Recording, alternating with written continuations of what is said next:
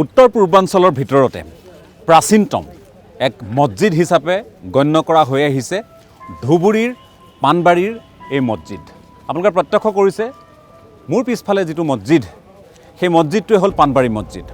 আৰু এই মছজিদ আমি আপোনালোকক জনাব খুজিছোঁ আনুমানিক 1498 চনমানত নিৰ্মাণ কৰা হৈছিল বুলি জনা যায়, যদিও ইয়াৰ প্ৰকৃত সময় সন্দৰ্ভত সকলো লোক কিন্তু জ্ঞাত নহয়। গতিকে এই বিষয়টো সন্দৰ্ভত যিহেতু পুৰাতত্ত্ব বিভাগে অধ্যয়ন কৰি আছে আৰু তেওঁলোকৰ অধীনত আছে ধুবুৰীৰ এই ঐতিহাসিক মছজিদ, এই মছজিদটোৰ সন্দৰ্ভত সঠিক সময় তেওঁলোকে ঠাৱৰ কৰিব বা নিৰ্ণয় কৰিব পাৰিব।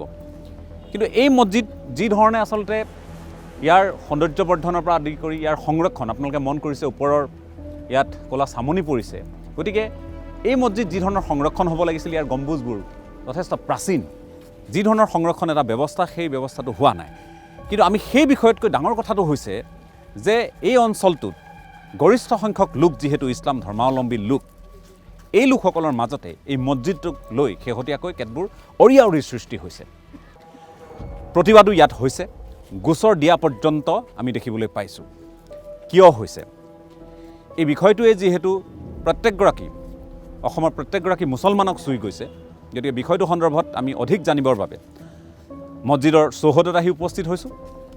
ইয়াত বিশেষকৈ এটা কথা চৰ্চা হৈছে যে দেশী জনগোষ্ঠীয় যিসকল ইছলাম ধৰ্মাৱলম্বী লোক আৰু তাৰ লগতে পূৰ্ববংগীয় মূলৰ যিসকল লোক, তেওঁলোকৰ মাজত এই মছজিদটোক লৈ কেতবোৰ আলোচনা হৈছে, মতৰ অমিল হৈছে, এনেধৰণৰ কথা বতৰা, আৰু যিবোৰ গৈ ক্ৰমাৎ আমি দেখিছোঁ যে প্ৰশাসনৰ কাষ পাইছেগৈ। গতিকে বিষয়টোনো দৰাচলতে কি, সেই সন্দৰ্ভত অৱগত হ'বৰ বাবে আমি তেওঁলোকৰ যিহেতু কৰ্তৃপক্ষ আছে, আমি তেওঁলোকৰ কাষলৈ যাব খুজিম। ইয়াৰ পৰিচালনা সমিতিৰ যিগৰাকী ভাৰপ্ৰাপ্ত সভাপতি আছে, মই প্ৰথমে তেখেতৰ কাষলৈ আহিব খুজিছোঁ।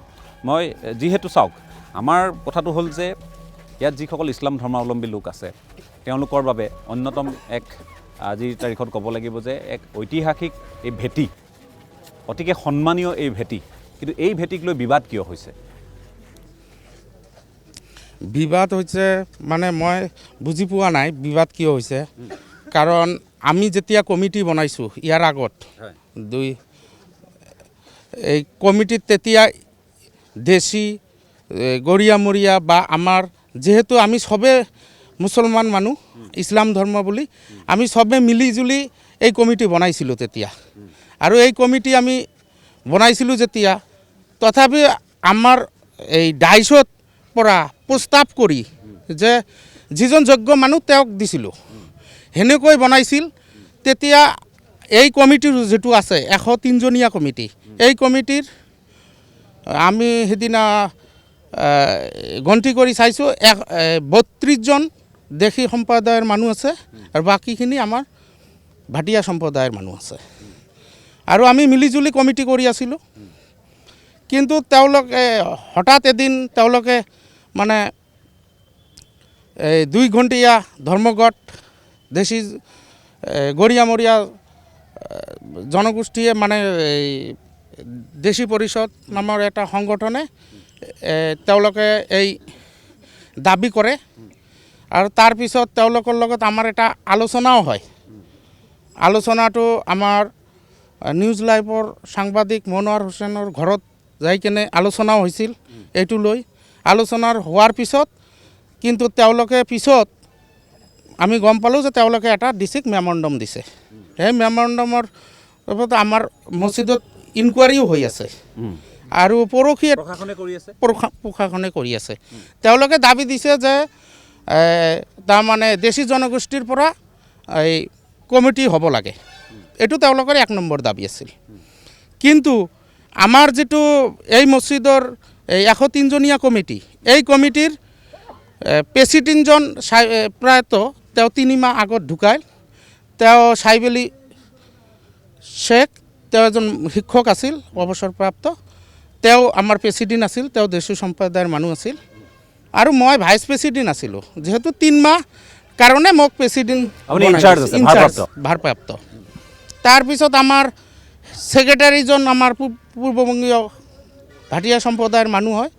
আৰু ভাইচ প্ৰেছিডেণ্ট 2জন আছিল। ভাইচ প্ৰেছিডেণ্ট 2জন, এজন আমাৰ সিহঁত পূৰ্ববংগীয় আৰু এজন আমাৰ দেশী সম্প্ৰদায়, এছিষ্টেণ্ট ছেক্ৰেটাৰীও ছেম তেনেকুৱা এজন পূৰ্ববংগীয় আৰু এজন দেশী। আৰু যিখিনি মেম্বাৰ আছে তাৰ ভিতৰত আমাৰ এডভাইজাৰ, চিফ এডভাইজাৰজন দেশী সম্প্ৰদায়ৰ মানুহ। নহয়, এটা মছজিদ, এটা ঐতিহাসিক মছজিদ, যিটো আজিৰ তাৰিখত পুৰাতত্ত্ব বিভাগৰ অধীনত আছে, এনে এটা মছজিদক লৈ এই যে জনগোষ্ঠীয় ভাগ বতৰা, এই ধৰণৰ কথা বতৰা, বিষয়বাব, এইবোৰক লৈ কিয় বিতৰ্ক হৈছে? মই এইটো বুজি পোৱা নাই, কাৰণ ইয়াত আমি নামাজ পঢ়িব, মন প্ৰফুল্ল কৰিব আহিব লাগে, কিন্তু ইয়াত জনগোষ্ঠীয় ভাৱ কিয় সোমাল এইটো মই বুজি পোৱা নাই। কাৰণ তেওঁলোকে এইটো কৰিব নালাগিছিল, আৰু যিহেতু যদি কমিটিৰ ওপৰত তেওঁলোকৰ অবজেকশ্যন আছে, সেইকাৰণে তেওঁলোকে কমপ্লেইন দিছে, কেছ কৰিছে। তেওঁলোকে এই অহা 26 তাৰিখে আমাৰ জেনেৰেল মিটিং আছিল। জেনেৰেল মিটিংটো 144 থকাৰ কাৰণে তেওঁলোক মানে আমাক ডিচি ছাৰে পাৰ্মিশ্যন নিদিলে।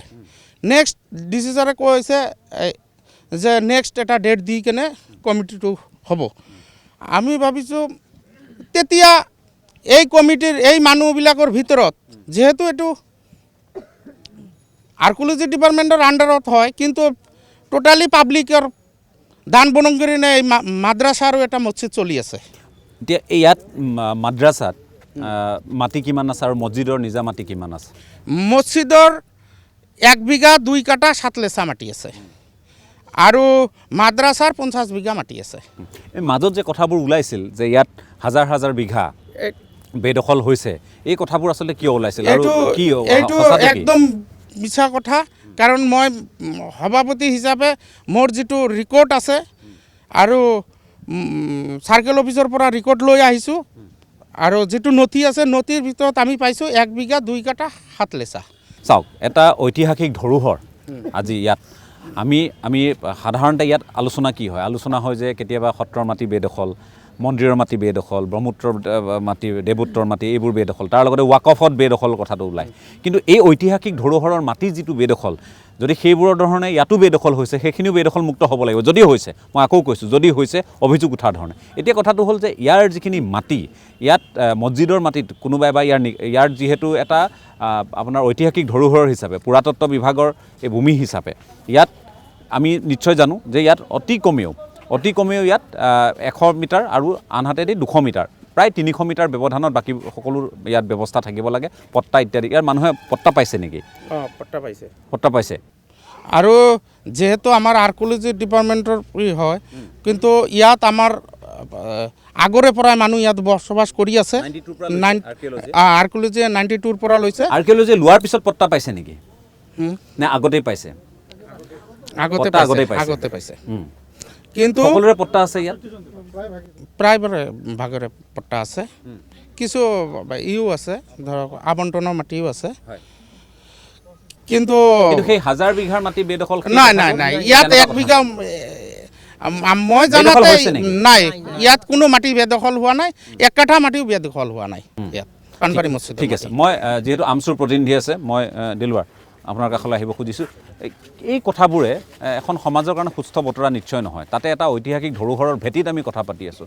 আমি কেতিয়াবা সমালোচনা হয়, বহু বিষয়ক লৈ সমালোচনা হয়, বহু প্ৰসংগক লৈ সমালোচনা হয়, কিন্তু ধুবুৰীৰ ইয়াৰ যিসকল দেশী জনগোষ্ঠীয় লোক, তেওঁলোকৰ মনত এটা অসন্তোষ এই বিষয়টোক লৈ। এই অসন্তোষ কিয় হৈছে? আচলতে মেইন কথা হ'ল কি, আজি পানবাৰী মছজিদৰ ঐতিহাসিক লৈ বিতৰ্ক নহয়। এইখন চৰকাৰ অহাৰ পৰা পিছত বিভিন্ন জনগোষ্ঠীৰ মাজত বিবাদ সৃষ্টি কৰি তেখেতসকলে আচলতে উন্নয়ন যে কৰিব পৰা নাই, এইখিনি কিন্তু মানুহৰ মাজলৈ ঠেলি নিদি, মানুহৰ বিভেদকামী শক্তি তেখেতসকলে ঠেলি দি তেখেতসকলে শাসন কৰি আছে। এতিয়া ঘটনা হৈছে কি, দেশী জনগোষ্ঠী বা গৰিয়ামৰীয়া জনগোষ্ঠী তেখেতসকলে এটা দাবী উত্থাপন কৰিছে যে এই মছজিদ কমিটিখন তেখেতসকলৰ হাতত অৰ্পণ কৰিব লাগে। আমাৰ তাত দ্বিধাবোধ নাই, দেশী মানুহখিনিতো আমাৰ মুছলিম মানুহ, তাত আমাক ক'বলগীয়া একো নাই।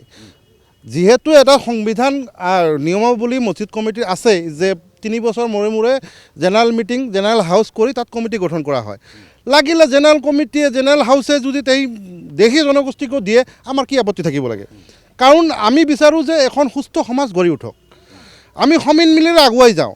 আজি আমি তাৰমানে আমি য'ত উন্নয়ন প্ৰগতিৰ কথা পাতিব লাগিছিল এতিয়া উপায়ো নাই চাওক এই বিতৰ্কটোৰ কাৰণে মোক বিভিন্নজনে আমন্ত্ৰণ জনাইছে মই ইয়াত দেশী জনগোষ্ঠী হওক বা আন লোকসকলেও কৈছে যে এই বিতৰ্কটোত অন্ততঃ আপোনালোকে এবাৰ আহক চাওক যে ক্ষেত্ৰভিত্তিক এটা অধ্যয়ন কৰক চৰজমিন তদন্ত কৰক কি হৈ আছে ধৰ্ম আজি নিজে কৈ আহিছোঁ যে আমি ধৰ্মমুখী হৈ ধৰ্মক লৈ কথা বতৰাবোৰ বেছি হৈছে আৰু উন্নয়ন প্ৰগতিৰ বিষয়ক লৈ মানুহৰ মাজত বিতৰ্ক এইবোৰ নহয় সময় নাই কিন্তু এই কথাবোৰ আজি ধৰ্ম এডোখৰ পবিত্ৰ স্থানত আমি কথা পাতি আছোঁ কিয় এনেধৰণৰ কথা পাতিবলগীয়া আজি সঁচাই আজি এই এনেকুৱা পবিত্ৰ স্থানত যে আমি আজি এই জাতিভেদ লৈ কথা পাতি আছোঁ ইয়াতকৈ দুৰ্ভাগ্যজনক কথা হ'ব নোৱাৰে কাৰণ যি সময়ত আমি আমাৰ শিক্ষা ক্ষেত্ৰত কেনেকৈ আগুৱাই যাম আমি স্বাস্থ্য ক্ষেত্ৰত কেনেকৈ আগুৱাই যাম আমি ৰাস্তা ঘাটত কেনেকৈ আগুৱাই যাম এইবিলাক চিন্তা কৰিব লাগিছিল এই সময়ত আমি এটা ধৰ্ম প্ৰতিষ্ঠান লৈ আলোচনা কৰি আছোঁ ইয়াতকৈ দুৰ্ভাগ্যৰ কথা নাই এতিয়া ঘটনা হৈছে কমিটিত কোন থাকিব সেইটো আলোচনা হৈছে কিন্তু ইয়াৰ সংৰক্ষণৰ কি দিহা হ'ব পুৰাতত্বক কেনেধৰণে হেঁচা দিব কাৰণ ইমান এটা পুৰণি মছজিদ আজি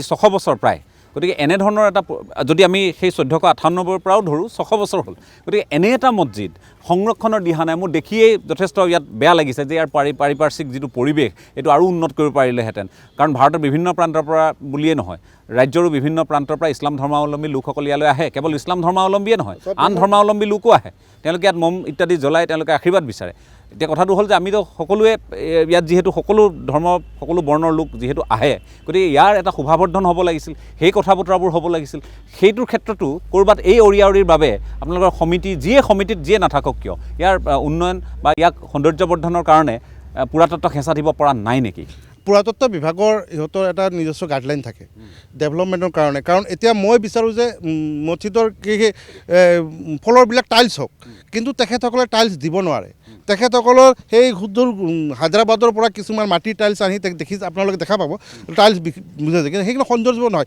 সিহঁতৰ যিটো নীতি নিয়মত যিখিনি আছে সেইখিনি ডেভেলপমেণ্ট কৰিছে কিন্তু চাফিচিয়েণ্ট নহয় ইয়াত যে টুৰিজিম ছেক্টৰ একটা গঢ়ি উঠিব লাগে এই ক্ষেত্ৰত কিন্তু অসম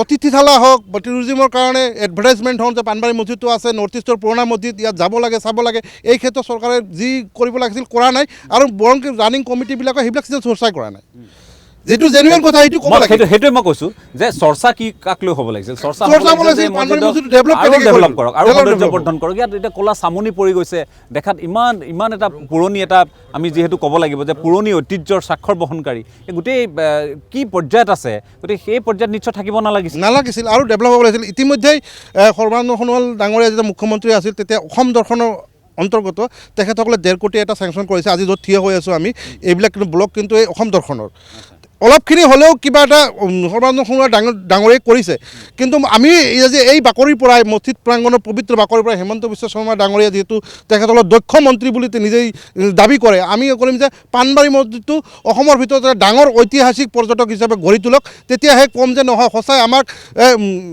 গৰিয়া হওক দেশী হওক আৰু পূৰ্ববংগী হওক আমাৰ ইছলামখিনিক তেখেতসকলে ভাল পায় কিন্তু আৰু এটা কথা মই যিটো আলোচনা হৈ থকা কথা মই উত্থাপন কৰিব খুজিছোঁ যে এনেধৰণৰ কথা বতৰাবোৰ কিয় হৈছে যে দেশীসকলৰ মাটি দেশীসকলৰ অধিকাৰ এইখিনি পূৰ্ববংগীয় মূলৰ লোকসকলে ধুবুৰীতে হওক আন ঠাইত য'ত তেওঁলোকৰ আধিপত্য আছিল এটা সময়ত এইবোৰ দখল কৰি সম্পূৰ্ণৰূপে তেওঁলোকৰ সংস্কৃতি তেওঁলোকৰ জনগোষ্ঠীটোৰ গোটেই পৰিৱেশ বিনষ্ট কৰা বুলি তেওঁলোকে এটা অভিযোগ উত্থাপন কৰে এই কথাখিনিৰ ওপৰত আমচুৱে কাৰণ আমচু এটা উমৈহতীয়া ছাত্ৰ সংগঠন আপুনি দেশীৰ মানুহো আপোনালোকৰ লগত থাকিব ইছলাম ধৰ্মাৱলম্বী আৰু লগতে পূৰ্ববংগীয় মূলৰো থাকিব ভাটিয়াৰো থাকিব গতিকে আমচুৱে এই কথাবোৰ কেনেধৰণে পৰ্যবেক্ষণ কৰে আজি চাওক দেশী গৰিয়া মৰিয়া পূৰ্ববংগীয়া আমি এইবিলাকত মানে নাভাবোঁৱে আমি এটাই ভাবোঁ যে আমি সংখ্যালঘু হিচাপে আমি কেনেকৈ সংখ্যালঘু মানুহখিনিক উন্নয়ন কৰি লৈ যাম এই ক্ষেত্ৰত আমি কাম কৰোঁ যদিও তেখেতসকলে নিজাববীয়াকৈ সংগঠন কৰিছে আমাৰ তাত ক'বলগীয়া একো নাই নিজৰ সংগঠন কৰিছে কিন্তু সংগঠনটো কৰাৰ পিছত দেশীসকলৰ যে ডিভোটাৰ সমস্যা আছে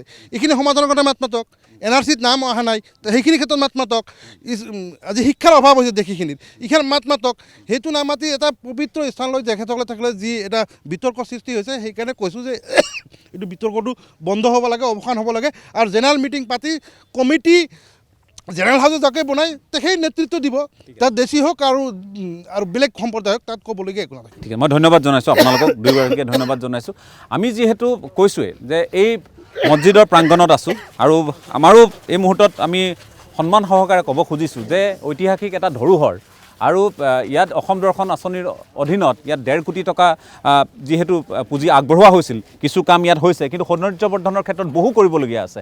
ইয়াত থাকিলে আপুনি চাওক যে সেই সময়ৰ যি নিৰ্মাণশৈলীৰ যিটো আভাস, সেই আভাস আপুনি পাব পাৰিব।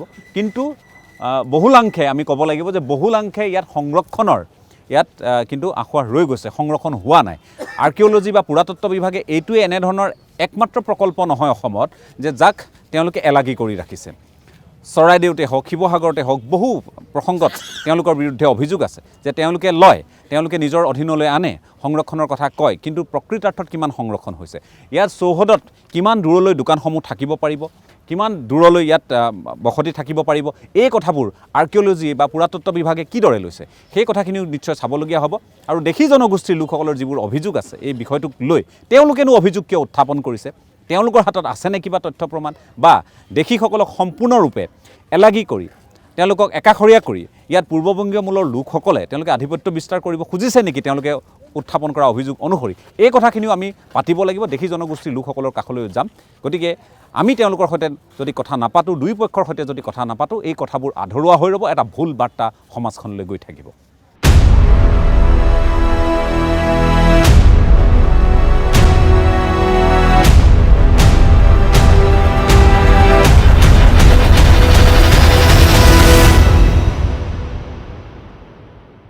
এই মুহূৰ্তত দেশী জনগোষ্ঠীয় লোকৰ প্ৰতিনিধি আছে, আমি তেওঁলোকৰ সৈতে কথা পাতিব খুজিছোঁ যে এটা ঐতিহাসিক মছজিদ, এই মছজিদ কি দেশী, কি পূৰ্ববংগীয়, কি ভাটিয়া, সকলোৰে বাবে উপাসনাথলী ইছলাম ধৰ্মাৱলম্বী লোকসকলৰ কাৰণে, আৰু ইয়ালৈ বিভিন্ন ঠাইৰ পৰা বিভিন্নজন আহে।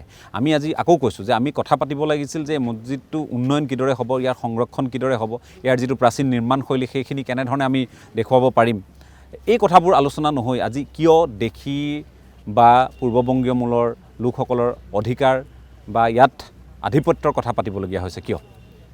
মইতো একচুৱেলি সংগঠন নহয়, সংগঠন দেশী জনগোষ্ঠীৰ সংগঠন আছে, তেখেতে ক'ব, তেখেতসকলে। মই স্থানীয় মানুহ হিচাপে আৰু মছজিদৰ কমিটিৰ এজন মেম্বাৰ হিচাপে মই ক'ম, আমি ইয়াত যিবিলাক দেশী জনগোষ্ঠীৰ মানুহ আছোঁ, আমি অস্তিত্বত ভুগি আছোঁ। আজিকালি যিখন কমিটি হৈ আছে বহুদিনৰ পৰা, এই কমিটিখনে ইয়াত 20-25 বছৰৰ পৰা একেৰাখে আছে। আমাৰ দেশী জনগোষ্ঠীৰ যিবিলাক মানুহ ইয়াত যিমান সদস্য আছে, আমাৰ সদস্য সংখ্যা বহুত কম, আমাৰ 20% নাই। তাৰপাছত দেখিছোঁ আমিও ছাপোৰ্ট কৰিছোঁ তেখেতসকলক যে সম্পাদক সভাপতি বনাওঁতে, মানে সভাপতিজন আমাৰ থাকে, বাকী কমিটিৰ এক্সিকিউটিভ বডিত আমাৰ মানুহ কম, মেম্বাৰত আমাৰ মানুহ কম। তাৰপিছত দেখিলোঁ ঠিকে আছে চব, ইয়াৰ পিছত দেখা গ'লোঁ ইহঁতে মাজে মাজে কয় আমি মিলিজুলি চলি আছোঁ। এটা মিলিজুলি চলা নাই, মানে এটা মুখৰ মাত, এটা হাঁহি দিয়া, এইটো মিলা প্ৰীতিত আছে, কিন্তু বাকী যেতিয়া ৰোজগাৰৰ ৰোজগাৰ পিনে আহে তেতিয়া কোনো মিলা প্ৰীতিত নাই। কিন্তু ৰোজগাৰ মানে কি, যেতিয়া আমাৰ দেশী মানুহবিলাক ইয়াতে আমাৰ মছজিদ কমিটিৰ পৰা নতুনকৈ 64টা ৰুম বনাইছে, দোকান ঘৰ বনাইছে। ইয়াত দেখা গ'ল আমাৰ মছজিদৰ মাটিত, এটা মছজিদৰে হয়, মাদ্ৰাছাৰ। আমাৰ স্থানীয় যিবিলাক আমি ৰঙামাটিৰ মানুহ আছে বা এই অঞ্চলৰ ওচৰে পাঁজৰে মানুহ আছে, তেখেতৰ দেখা গ'ল আমাৰ এই দোকান খামাৰ ভিতৰত আমাৰ দেশী মানুহক মাত্ৰ 3টা ৰুম দিয়া হৈছে, 3টা বা 4টা, 64ৰ ভিতৰত 60 ৰুম তেখেতসকলৰ। ইয়াত যিবিলাক কৰ্মচাৰী আছে 30-35জনমান আছে, তেখেত আমাৰ ৰান্ধনি 2-3টামান আমাৰ আছে, আৰু বাকী চব তেখেতসকলৰ। এটা সঁচা কথা আৰু কি, আমি এইকাৰণে দেখিছোঁ আমাৰতো অস্তিত্ব নাই, তেখেতে মিলি কয় মিলিজুলি আছোঁ, কিন্তু বাকী ক্ষেত্ৰত নাই। আমি এইকাৰণে আমি কমিটিত আৰু যিটো কমিটিত আছোঁ, এইবিলাক অনুভৱ কৰাৰ পিছত আমি চালোঁ যে আমাৰতো অস্তিত্ব নাথাকিব। তেতিয়া আমাৰ যিটো পুৰণি এই অঞ্চলৰ মছজিদ আমি আগতে ৰক্ষণাবেক্ষণ কৰিছিলোঁ আমাৰ পূৰ্বপুৰুষসকলে, তেতিয়া আমি আকৌ এই বস্তুটো আমাৰ হাতত লাগে বুলি দাবী জনোৱা হৈছিল। কিয় লাগে? এই যে এইবিলাক অস্তিত্বত ভুগি আছে, আমাক এতিয়া মানে আমাৰ অস্তিত্ব নোহোৱা হৈ গৈছে। আমাৰ যিবিলাক আগত আমাৰ মানুহে এইবিলাক দেখভাল কৰিছে, এই কথাবোৰ মছজিদটোৰ সংৰক্ষণ সংবৰ্ধন নহয়, পুঁজিকেন্দ্ৰিক কথা আছে নেকি? ইয়াত পুঁজি যিহেতু যথেষ্ট জমা হয়, এনেধৰণৰ কথা আছে নেকি? তাৰমানে পুঁজিক লক্ষ্য কৰিয়েই এনেধৰণৰ কথা বতৰাবোৰ হৈছে নেকি? এইটোও আছে। যেতিয়া আমাৰ এক্সিকিউটিভ বডিৰ মিটিং হৈছিল, এইখন মিটিঙত আমি উত্থাপন কৰিছিলোঁ যে যিবিলাক ডেভেলপমেণ্ট কাম হৈছে, এইবিলাক কামৰ আমাক ক্ষতি নালাগে, আৰু নিয়ম অনুযায়ী যি আমাৰ অডিটৰ কৰে, এইটো প্ৰত্যেক যেতিয়া এক্সিকিউটিভ বডিৰ মিটিং হ'ব, প্ৰত্যেক সদস্যই এটা কৰি কপি পাব লাগে, আৰু বেংক একাউণ্টখিনি আমাৰ প্ৰত্যেক সদস্যই আপ টু ডেট পাব লাগে। এইখিনি নাছিলে। আমি দাবী জনাইছিলোঁ, আমি আমাৰ দেশী জনগোষ্ঠীৰ পৰা 7জনমান মেম্বাৰ আছিলোঁ, আমি 7জন মানে দাবী জনাইছিলোঁ যে আমাক এইখিনি আপ টু ডেট লাগে আৰু আমাৰ যি অডিট কৰিছে এই কপিখিনি আমাৰ হাতত আগত লাগিব। আমি চালি যদি চাম ইয়াত ডেভেলপমেণ্ট কামত কি হৈছে না হৈছে আমি চাব লাগিব, আমাৰ সন্দেহ আছে। পিছত সেইদিনা দিব পৰা নাই, মিটিংখন কেঞ্চেল হৈ যায়। আকৌ নেক্সট 1 মাহ পিছত আকৌ মিটিংখন পতা হয় এক্সিকিউটিভ বডিৰ, একেই কথা। সেইদিনা আমাক কোনো ধৰণৰ ভাউচাৰ কোনো ধৰণৰ আমাক নথিপত্ৰ দিয়ে নাই। 3খন মাত্ৰ অডিটৰ কপি বনাইছে, মানুহ আছিল 70-65জন মান হ'ব মেম্বাৰ, 3টা কপি বনাইছে। সেইদিনা আমাক উচিত হিচাপ দিব পৰা নাই, সেইদিনা আমাক উচিত তথ্য দিব পৰা নাই।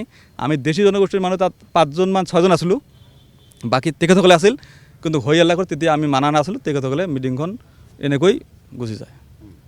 মানে ডেভেলপমেণ্ট কথা কোনো ধৰণৰ হিচাপ দিব পৰা নাই, এটা আমি পোৱা নাই আৰু কি। বাকী কোন পাইছে নাজানো, কাৰণ আমি দেশী জনগোষ্ঠীৰ মানুহ তাতে 5জনৰ পৰা 6জন মান আছিলোঁ মেম্বাৰ।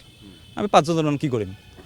যিমান ডেভেলপ কাম হৈছে মানে 2-3 কোটি টকাৰ কাম হৈছে, কোনো উচিত তথ্য আমি পোৱা নাই। বেলেগে পাইছে নাপাইছে নাজানো, কাৰণ আমি দেশী জনগোষ্ঠীৰ 5জন আছোঁ যে আমি ধৰিছোঁ, আমাক দিয়া নাই। ইয়ালৈ মানুহ আহে, দান কৰে, বিভিন্ন প্ৰান্তৰ দান বৰঙণিৰ পইচা, দান বৰঙণিৰ পইচা বিভিন্ন ঠাইৰ পৰা মানুহ আহে, কেৱল অসমৰ বুলি নহয় বাহিৰৰ পৰাও আহে, ঠাইৰ পৰা আহে, কাৰণ এটা পুৰণি মছজিদ।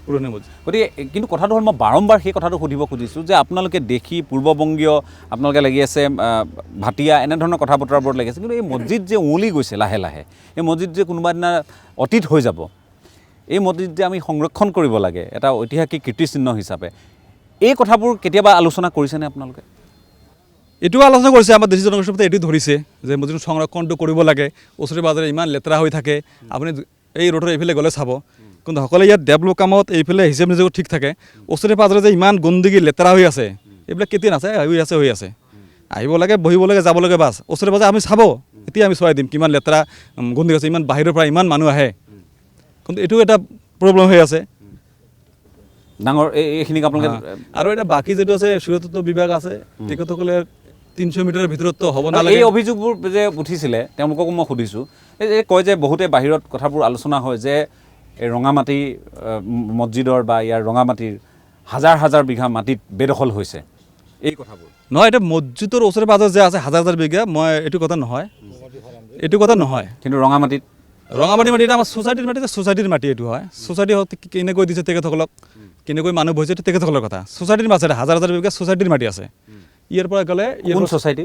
এটা কোপাৰেটিভ ছ'চাইটি ফাৰ্ম এটা আছে, ৰাঙামাটি কোপাৰেটিভ ছ'চাইটি। কিমান মাটি আছে তেওঁলোকৰ?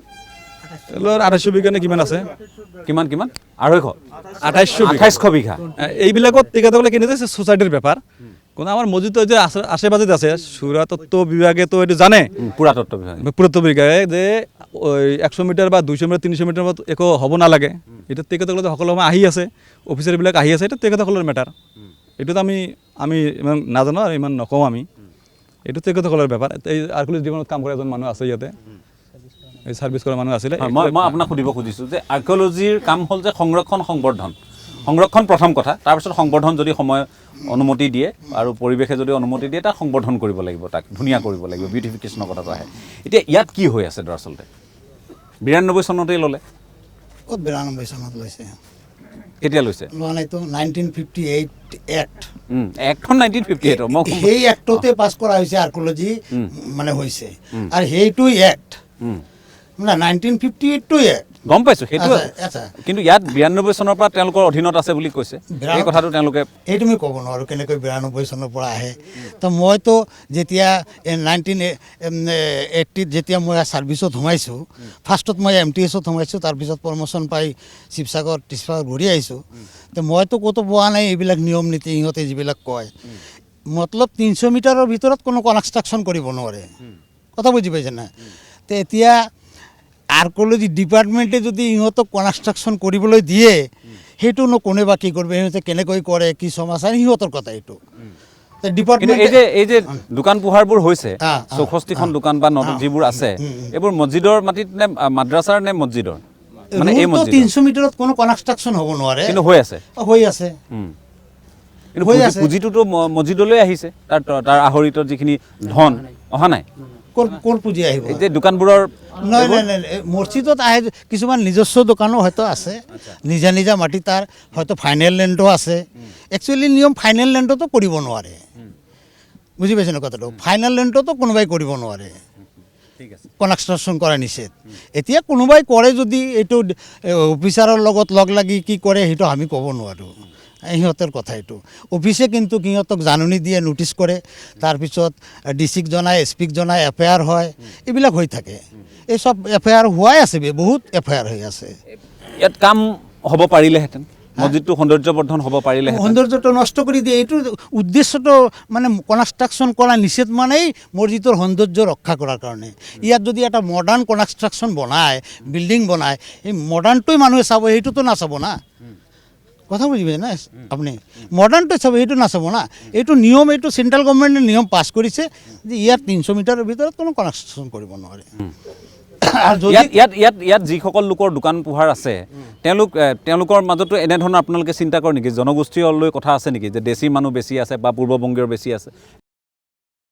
ইহঁতৰ পূৰ্ববংগীয় বেছি আছে আমাৰ মানুহ কম সংখ্যা কম আমি মোৰো ঘৰ ৰাঙামাটিতে মই খিলঞ্জীয়া মানুহ বুজি পাইছে না কথাটো আমাৰ সংখ্যা কম অনেক কম ইহঁতৰ সংখ্যাটো বেছি কিন্তু কোনোবাই আমি কিন্তু মিলিজুলি আছো নাই নাই সেইটো থাকিবই লাগিব সমাজ আমি এখন মিলিজুলি আছো কিন্তু এনে।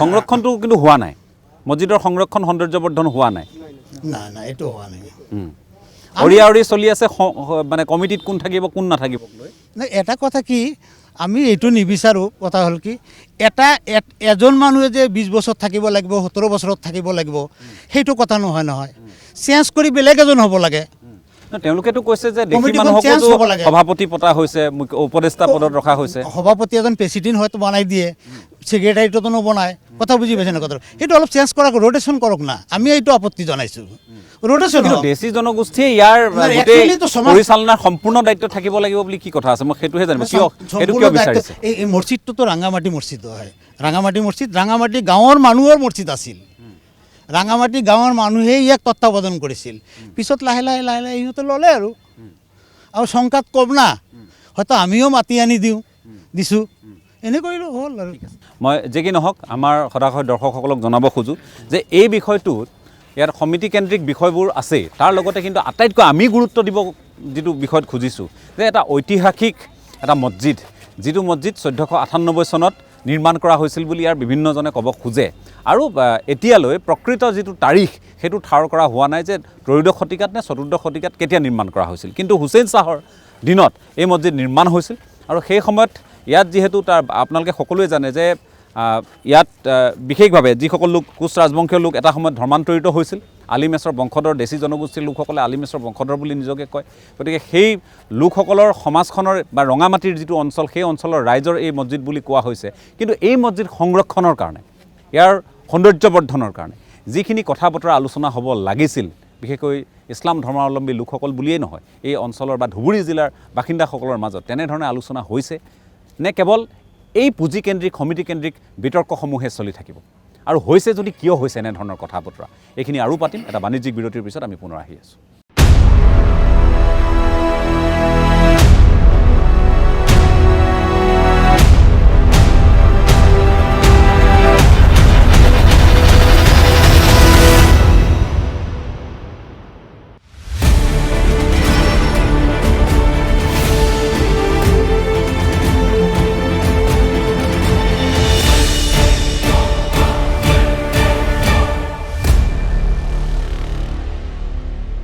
এটা বাণিজ্যিক বিৰতিৰ পাছত আপোনালোকক পুনৰ স্বাগতম জনাইছোঁ আজিৰ পৰ্যবেক্ষণত যিটো বিষয় আপোনালোকে ইতিমধ্যে প্ৰত্যক্ষ কৰিছে যিটো বিষয়ক লৈ আমি কথা পাতিবলগীয়া হৈছে যদিওবা এই গোটেই বিষয়টো পাণবাৰী মছজিদক লৈ এটা ঐতিহাসিক কীৰ্তিচিহ্নক লৈ তাৰ সমিতিক লৈ পুঁজিক লৈ দুৰ্নীতিক লৈ সৌন্দৰ্যৰ সংবৰ্ধনক লৈ এনেধৰণৰ কথা বতৰা যদিও আপাততঃ কিন্তু এই গোটেই বিষয়টোত আন এটা দিশ ইয়াত জড়িত হৈ আছে বহুলোকে এই দিশটো সন্দৰ্ভত আজি মুকলিকৈ কথা ক'বলৈ আগবাঢ়ি আহিছে বিষয়টো কি বিষয়টো হ'ল যে অতি শেহতীয়াকৈ বা পূৰ্বৰ চৰকাৰৰ দিনতো আমি মন কৰিছিলোঁ যে যিসমূহ খিলঞ্জীয়া ইছলাম ধৰ্মাৱলম্বী লোক তেওঁলোকৰ ক্ষেত্ৰত চৰকাৰে কেতবোৰ পদক্ষেপৰ কথা ঘোষণা কৰিছিল পাণবাৰী মছজিদতো 1.5 কোটি টকা সোণোৱাল মন্ত্ৰীসভাই সেই সময়ত তেওঁলোকে পুঁজি হিচাপে যোগান ধৰিছিল অসম দৰ্শনৰ অধীনত গতিকে ইয়াৰ গুৰুত্ব ক'ত আপোনালোকে নিশ্চয় বুজি পাইছে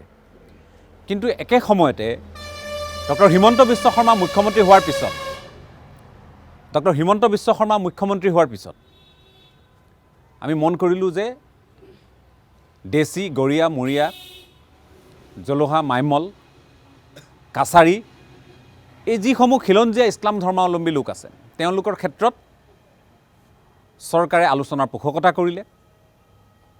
তেওঁলোকৰ জনগোষ্ঠীয় পৰিচয় সন্দৰ্ভত তেওঁলোকৰ ফালৰ পৰা দাবী দুবা উত্থাপন কৰা হ'ল চৰকাৰৰ সন্মুখত। কিন্তু তাৰ লগতে এই মছজিদটোৰ প্ৰসংগ আছে। এটা প্ৰাচীন এটা মছজিদ, এই মছজিদক লৈ তেওঁলোকে এটা অনুভৱ কৰিছে যে তেওঁলোকক একাষৰীয়া কৰি ৰখা হৈছে। এই অভিযোগখিনি আপোনালোকে শুনিছে। তাৰ লগে লগে আমি মন কৰিছোঁ যে দেশী জনগোষ্ঠীৰ লোকসকলৰ যিসমূহ বসতিস্থল তাত পূৰ্ববংগীয় লোকৰ আধিপত্যৰ কথা আলোচনা হৈছে। গতিকে এইসমূহ অভিযোগ আপোনালোকৰ ফালৰ পৰা তেওঁলোকে কৈছে যে আমি সমিল মিলেৰে থাকিম, আমি সমিল মিলেৰে আছোঁ আৰু এই সমিতি সাল সলনি হ'লে আকৌ গোটেই কথাবোৰ ঠিক হ'ব বুলি কৈছে। কিন্তু প্ৰসংগটো ইয়াতে শেষ হ'বনে, নে আপোনালোকৰ মনত আন কিবা শংকা, আন কিবা চিন্তা আছে? নহয়, পোনপ্ৰথমে আপোনালোকক ধন্যবাদ যে আপোনালোক গুৱাহাটীৰ পৰা আহি ইমান দূৰ পৰা আহি নিউজটো কভাৰ কৰিব আহিছে। তাৰ কাৰণে আপোনালোকক মই সংবাদ গোষ্ঠীক ধন্যবাদ জনাইছোঁ। প্ৰথমে কথা হ'ল মই মোৰ পৰিচয় দিওঁ। মোৰ নাম আব্দুল্লা দেশী। মই দেশী জনগোষ্ঠী মঞ্চ অসমৰ ধুবুৰী জিলা সমিতিৰ সাধাৰণ সম্পাদক।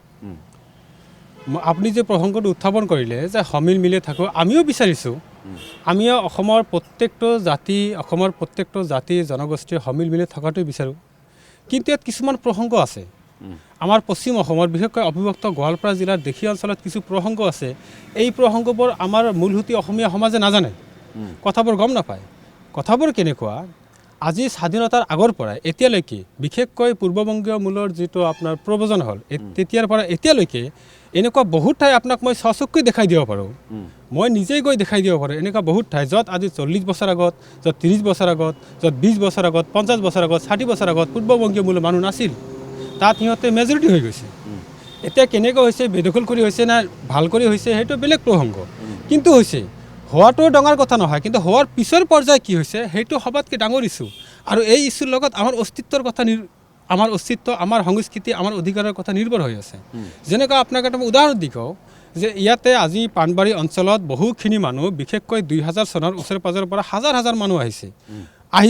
ভাল কথা, প্ৰত্যেকৰ অধিকাৰ আছে। কৰবাৰ পৰা দেশৰ একেটা ভূখণ্ডৰ পৰা কৰবাৰ এঠাইৰ পৰা এঠাইৰ মাইগ্ৰেট কৰিব পাৰে, সেইটো ডাঙৰ কথা নহয়। কিন্তু সিহঁতে ক'ৰ পৰা আহিছে, এটা বৃহৎ অংশ আহিছে ভোগদহৰৰ পৰা। ভোগদহৰ নামৰ এটা ঠাই আছে, ধুবুৰীৰ পৰা পশ্চিম সীমান্তত গ'লে বাংলাদেশ সীমান্তত পৰে। সেই ভোগদহৰ অঞ্চলৰ পৰা আহিছে। আৰু ভোগদহৰৰ যি মাটিখিনি আছে, আজি মই কেইদিন আগত তাতে গৈছোঁ। তাতে এটা দিল্লীৰ এজন সাংবাদিকে তাতে নিউজ কৰিছে, সেইটো কভাৰেজ কৰিছে। মই এটা আপোনালোকক দিম, এইটো চাব।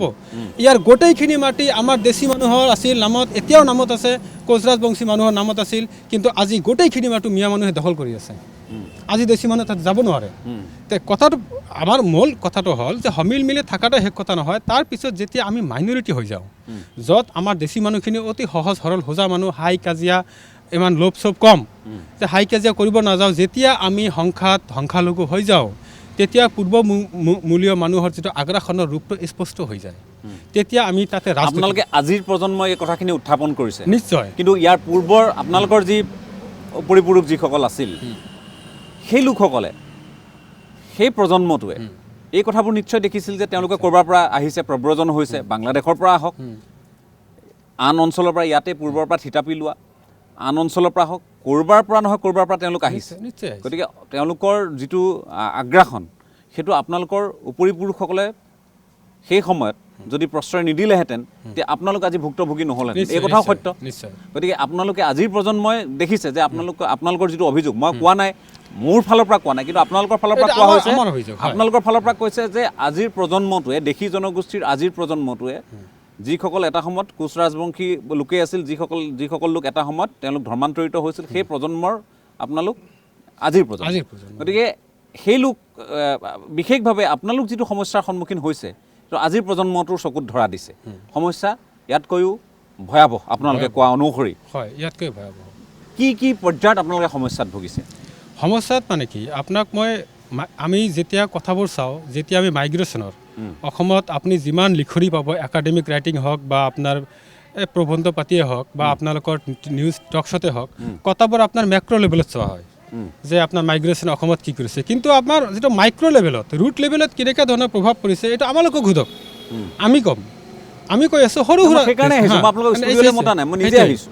সেইটো মই কৈ আছোঁ যে ধৰি লওক আমাৰ গাঁৱত কিছুমান পাৱাৰ ষ্ট্ৰাকচাৰত থাকে, আমি যিটোক আমি ছ'চিয়েল ছায়েন্সৰ ভাষাত পাৱাৰ ষ্ট্ৰাকচাৰ বুলি কওঁ।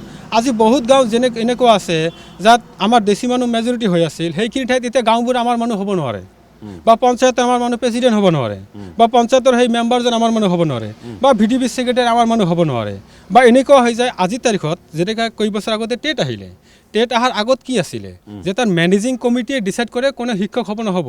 এনেকুৱা উদাহৰণ মোৰ গাঁৱতে আছে, এনেকুৱা উদাহৰণ যে আমাৰ দেশী মানুহে, দেশী যোদ্ধাৰ আগত এই যে গৌৰীপুৰ যে আমাৰ জমিদাৰ আছিল তাৰ আণ্ডাৰত বহুত যোদ্ধাৰ আছিল, তাৰে বহুত যোদ্ধাৰ আমাৰ দেশী মানুহ আছিল, এতিয়াও তাৰ বাংশধৰ সকলো ঠাইতে পাব। তেনেকুৱা যোদ্ধাৰ মানুহে আমাৰ গাঁৱতে, মোৰে গাঁৱতে যে যোদ্ধাৰ মানুহে, আমাৰ দেশী মানুহে দান কৰা মাটিৰ ওপৰত প্ৰতিষ্ঠিত LP স্কুল, ME মাদ্ৰাছা, হাই মাদ্ৰাছা, হায়াৰ ছেকেণ্ডেৰী আছে, স্কুল, আপোনাৰ এই হস্পিটেল আছে, তাৰপিছত আপোনাৰ কি কয় এইটো বজাৰ সমিতি, এইবোৰ সকলো দান কৰা মাটিত। আৰু তাতে এনেকুৱা ছিষ্টেম হৈ গৈছে যে আজি সেই সময়ত গ্ৰ'মৰ ফুডৰ মানে সেই আঁচনিৰ সময়ত অহা মানুহখিনিয়ে এনেকুৱা এটা মানে অৱহিত নিয়ম কৰি দিছিল যে তাত দেখি মানুহে চাকৰি কৰিব নোৱাৰে, যোগ্য থকা সত্ত্বেও চাকৰি কৰিব নোৱাৰে, আৰু চাকৰি কৰিব দিয়া নাছিল। এনেকুৱা উদাহৰণ আছে, চাকৰি কৰিব দিয়া নাছিল। আৰু ইহঁত এনেকুৱা কাম কৰিছিল যে দেশী মানুহ বুলি, যিহেতু আমাক উজানি বুলিও কয়, ইহঁতে উজানি বুলিও কয়, আমাক উজানি মানুহক চাকৰি নিদিব, আৰু সেই এটা পোষ্ট খালী হৈ আছিল, পোষ্টটো লৈ আহিছিল 50 কিলোমিটাৰ কোকৰাঝাৰৰ পৰা আনি দিছিল। এই ধৰণৰ যিটো বৈষম্য আমাৰ ওপৰত, যেনে এই ধৰণৰ যিখিনি বৈষম্য, এই ধৰণৰ আমি গ্ৰাউণ্ড লেভেলত বিভিন্ন ধৰণৰ আমি বৈষম্য ভোগ কৰি থাকোঁ। আৰু এইখিনিৰ লগতে আমাৰ অকল আমি ক'লোঁ যে ৰাজনৈতিক শক্তিহীন হৈ যোৱা নাই, আমাৰ ইয়াৰ লগতে আমি ভাষা সাংস্কৃতিকভাৱে আমি নিশকতীয়া হৈ গৈ আছোঁ, আমি এক প্ৰকাৰ অস্তিত্বহীন গৈ আছোঁ। কাৰণ আমাৰ যাত জনসংখ্যা কম হৈ যায়, আজি যে আপুনি পাণবাৰী গৈছে, কিছুমান কথা স্পষ্টকৈ কৈ দিওঁ, তাতে আমাৰ খিলঞ্জীয়া মানুহখিনিৰ পাণবাৰী মছজিদ যেতিয়া উদ্ধাৰ হৈছিল, যেতিয়া আপোনাৰ 1910 সময়ৰ কথাখিনি, তেতিয়া আজি পূৰ্ববংগীয় মূলীয় মানুহৰ কোনো অস্তিত্ব নাছিল, ইয়াতে কোনো অস্তিত্ব নাছিল। সেইখিনি সময়ত আমাৰ দেশী মানুহখিনি আছিল। ইয়াৰে ওচৰতে এটা দামপুৰ নামৰ এটা গাঁও আছে, ইয়াতে যেন বিখ্যাত মানুহ আছিল, তাৰ নাম চামন বক্স উপাধিৰ আছিল, তেওঁ আছিল, আৰু তেওঁৰ মানে কিছুমান মানুহে উদ্ধাৰ কৰি আছিল। তে এই যে আজিৰ তাৰিখত তাত দেখা পাব অলপখিনি গাঁৱত আমাৰ সামান্য সংখ্যক দেশী মানুহ ৰৈ আছে, মাইনৰিটি হৈ গৈছে। তাৰমানে প্ৰব্ৰজন এতিয়া স্বাধীনতাৰ পিছতে হওক আগৰে হওক, প্ৰব্ৰজিত মানুহৰ সংখ্যাৰ চাপত মাইনৰিটি হৈ গৈ আছে। আৰু সেইকাৰণে সিহঁতৰ মনৰ বেদনা, মনৰ যিবোৰ ইছ্যু, যিবোৰ সিহঁতে ভোগ কৰি আছে, জানিও আপোনালোকৰ সন্মুখত ক'ব নোৱাৰে। মই গেৰাণ্টি দিও ক'ব পাৰোঁ, আপুনি যে হয়তো সিহঁতৰ ওচৰত গৈছে, যদিও কৈছে খোলাখুলিকৈ কথাবোৰ ক'ব পৰা নাই। নহয়, মই মছজিদত যেতিয়া মছজিদ চৌহদত যেতিয়া কথা পাতিছোঁ, খোলাখুলিকৈ তেওঁলোকে যিসকল পূৰ্ববংগীয় মূলৰ বংশোদ্ভৱ লোক আছে, তেওঁলোকক কৈছে, মুকলিকৈ কৈছে, অভিযোগো উত্থাপন কৰিছে, কৈছে যে আমাক ইয়াত অস্তিত্বহীন কৰি তুলিব খোজা হৈছে। ৰঙামাটি গাঁৱৰ এই মছজিদ আছিল, আমাৰ সমাজৰ আছিল, আমাৰ জামাতৰ আছিল, এতিয়া কিন্তু এইটো সাৰ্বজনীন হৈ পৰিল, আৰু ইয়াত আমি ইয়াত সংখ্যালঘু, এই কথাখিনি কৈছে। কিন্তু কথাটো হ'ল যে মছজিদ কৰ্তৃপক্ষই কৈছে যে ইয়াত যদি দেশী মানুহো কোনোবাই নেতৃত্ব ল'ব খোজে, সাধাৰণ সভা বহাৰ পিছত যদি এই ধৰণৰ প্ৰক্ৰিয়া হয়, তেওঁলোকৰ তাত আপত্তি নাই বুলি আমাক কেমেৰাৰ সন্মুখত কৈছে। কিন্তু আমাৰ তাত প্ৰশ্নটো হ'ল যে ঠিক আছে, আপোনালোক যদি অস্তিত্বৰ সংকটত ভুগিছে, কাৰণটো থাকিব কিবা, যে দেশী মানুহখিনি ইয়াত এটা সময়ত হৰ্তাকৰ্তা বিধাতাৰ দৰে আছিল। তেওঁলোক আপোনালোকৰ নিজৰ মাটি বাৰী আছিল, নিজৰ সংস্কৃতি আপোনালোকৰ আছে, লোকাচাৰ আপোনালোকৰ আছে। ক'ৰবাত নহয় ক'ৰবাত দেশী জনগোষ্ঠীৰ পূৰ্বপুৰুষসকলে ক'ৰবাত নহয় ক'ৰবাত এনেধৰণৰ হয়তো, আজি তেওঁলোক বহুত হয়তো নাই, কিন্তু এনেধৰণৰ ভুল হয়তো কৰি গৈছে। নাই, ভুল কৰিছে, নিশ্চয় কৰিছে, সেইটো কৈ আছোঁ মই। আচলতে কথা হ'ল যে আমি ইছলাম ধৰ্মাৱলম্বী মানুহ, এটা আপোনাৰ পইণ্টত মই আহি আছোঁ যে আমাৰ দেশী মানুহৰ মাজত কিছুমান কেৰেক্টাৰ এতিয়ালৈকে বিদ্যমান আছে, যিবোৰ ট্ৰাইবেল কেৰেক্টাৰ হয়। যেনেকুৱা আমাৰ কিছুমান খাদ্য বনা আছে, যিবোৰ একচুৱেলি ট্ৰাইবেল মানুহে খায়। আমি চিদল খাওঁ, আমি চেকা খাওঁ, সেইবোৰ বেলেগ জনগোষ্ঠীৰ খাদ্য মানুহ নাখায়। অকল আমাৰ কোচ যিখন আমাৰ আছে, আমাৰ মানুহখিনিয়ে সেইখিনি মানুহে খায়, বেলেগ জনগোষ্ঠী আৰু দেশী মানুহখিনিয়ে খায়। ঠিক তেনেকুৱা আমি সকলো লিখনিতে পাওঁ যে ট্ৰাইবেল মানুহৰ এটা বিশেষ বৈশিষ্ট্য হ'ল যে সিহঁতৰ ওপৰঞ্চি চাৰপ্লাছ ইনকামৰ প্ৰতি সিহঁতৰ ধাউতি নাই। ছাবচিষ্টেন্স মোড অফ ইকনমি, যিখিনি লাগে সেইখিনি উপাৰ্জন কৰিলে যথেষ্ট, আৰু ইহঁতৰ যিটো ছেভিং কেৰেক্টাৰটো নাই। তো এই মানুহখিনিৰ এই হেবিটখিনি আছিল। তাৰমানে এই মানুহখিনি সহজ সৰল সোজা, খাই বৈ জীয়াই থাকিব লাগে, ইমান হাই কাজিয়া নাই। তো এতিয়া কথা হ'ল আমাৰ দেশী মানুহখিনি যেতিয়া পূৰ্ববংগীয় মূলৰ মানুহখিনি আহে, এতিয়াতো মই আজি দিন হ'লে মই আপোনাক লৈ গ'লোঁ হয়, দেখাই দিলোঁ হয় কিছুমান কাহিনী। আজি ৰাতি হৈ গ'ল, গতিকে মই দেখাই দিব নোৱাৰোঁ। যে যেতিয়া মানুহখিনি আহিছিল এজ এ লেবাৰাৰ হিচাপে আহিছিল, মানে বনুৱা হিচাপে আহিছিল, আধিয়াৰ লৈছিল, কাম কৰিছিলে, তো সিহঁতো মুছলমান মানুহ আছিল। আমাৰ মুছলমান এটা ইছলাম ধৰ্মত এটা নিয়ম আছে ইউনিভাৰ্চেল ব্ৰাদাৰহুড, যে মুছলমান সকলোৱে মুছলমান আৰু একেলগে নামাজ পঢ়ে, একেলগে খোৱা বোৱা কৰে। তো সিহঁতে তেনেকৈ ঠাই দিছিল, বনোৱা হিচাপে ঠাই দিছিল বা আধিয়াৰ হিচাপে ঠাই দিছিল, এনেকুৱা বহুত যোদ্ধাৰে ঠাই দিছিল। ঠাই দি বহুত যোদ্ধাৰে পিছত নিজে অস্তিত্বহীন হৈ গৈছে, এনেকুৱা প্ৰমাণ আছে। তো এতিয়া কথাটো হ'ল, তেতিয়া সিহঁতে সেই কথাটো চিন্তা কৰা নাছিল যে আজি সিহঁতক কাকবাৰ ঠাই দিলে যে মোৰ ভৱিষ্যত প্ৰজন্ম বৰবাদ হৈ যাব।